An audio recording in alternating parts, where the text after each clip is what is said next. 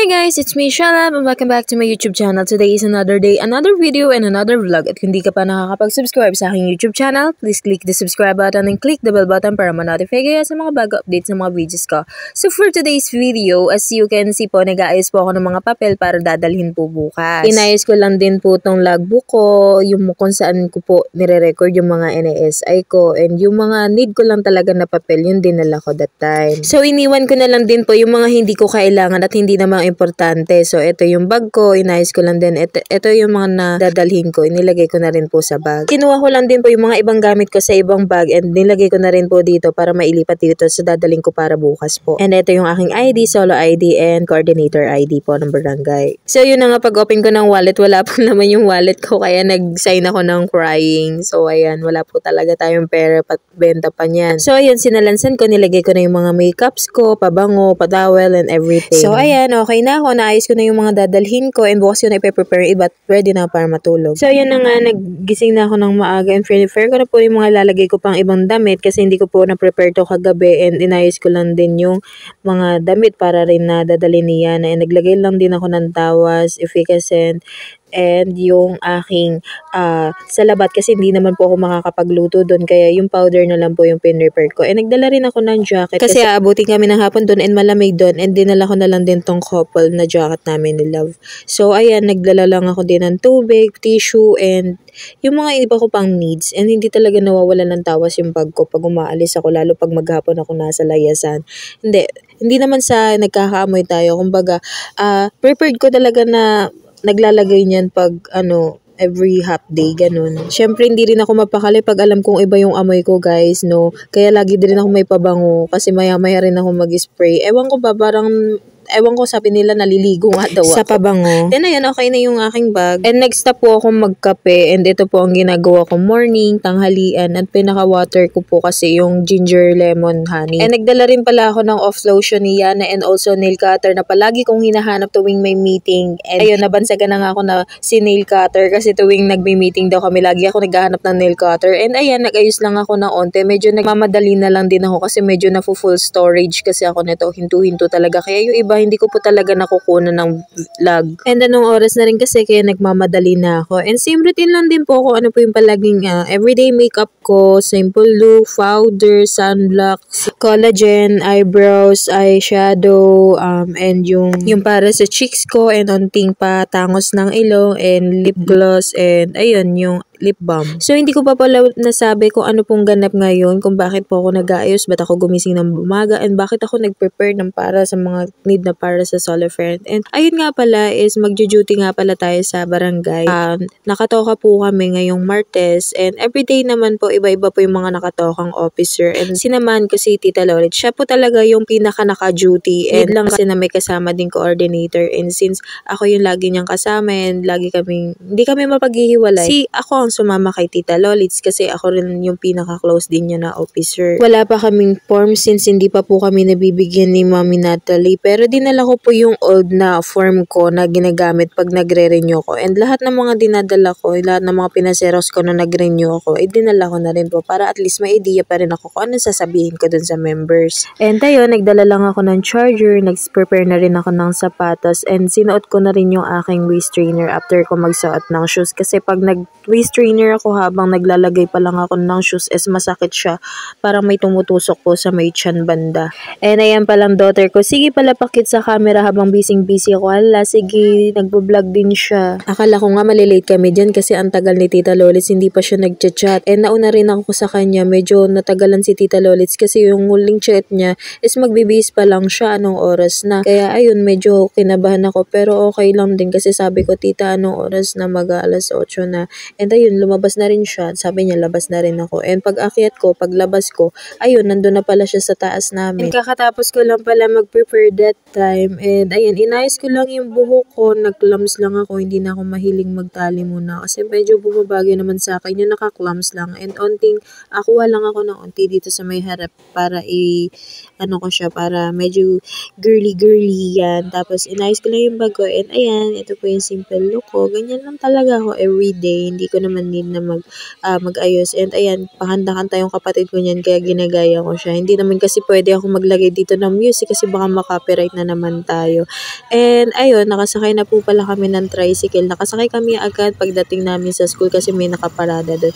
And ayan, saglit lang din naman yung naging travel namin kasi hindi traffic. And nakarating kami agad sa 3S. Di na rin ako nakapag-video dun sa may terminal kasi nga sobrang nagmamadali na kami. Isa na lang yung tricycle. And ayan, nagsulat lang din ako nung yung nakalagay po siya sa maliit na papel kung saan nakalagay yung need na requirements. And sinulat ko na lang siya sa papel since wala nga kaming dalang kopya. And wala na rin dun sa dati kong form kasi kinukuha po yun dun. Ayun po kasi pinapasa po yun. And ayan, tamang sulat lang din ako that time.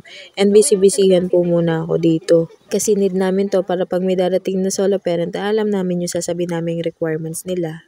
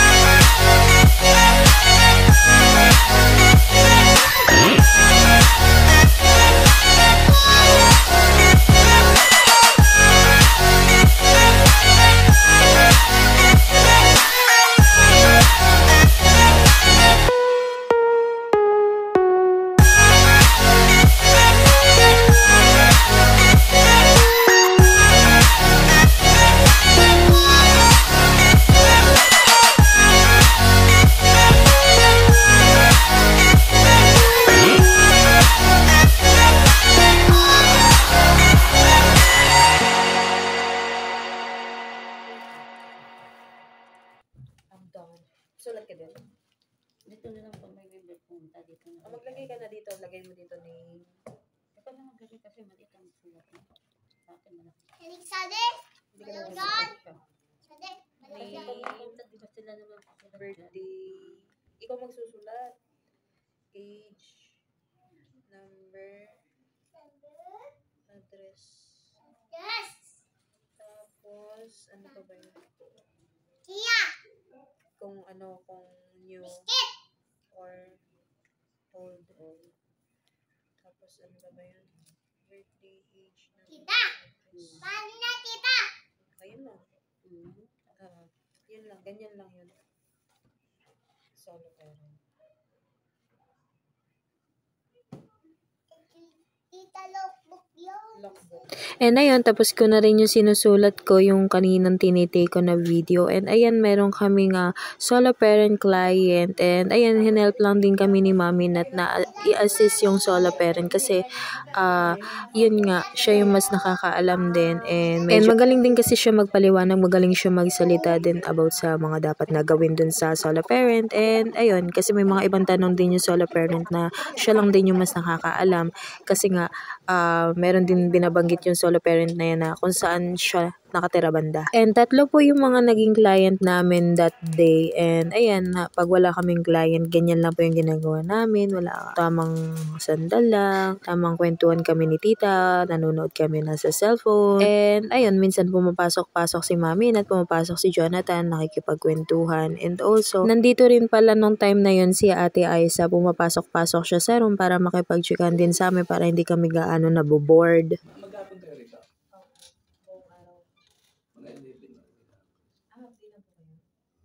Mga 11 na. Kasi nakaano.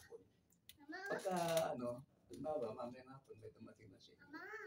Sabi nila si Jonathan.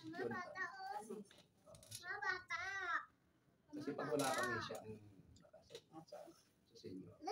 Kaya pag alam nyo di-interpret nyo na rin. Pag kukuha lang ng ID, sabihin nyo na pumunta sa sa OSCA. Pag kukuha ng mga barangay ID, dito na. I-record mo sa kanila. I love you. Dito lang ako sa Suma. 11. Alis ka muna dyan na. Alis ka dyan.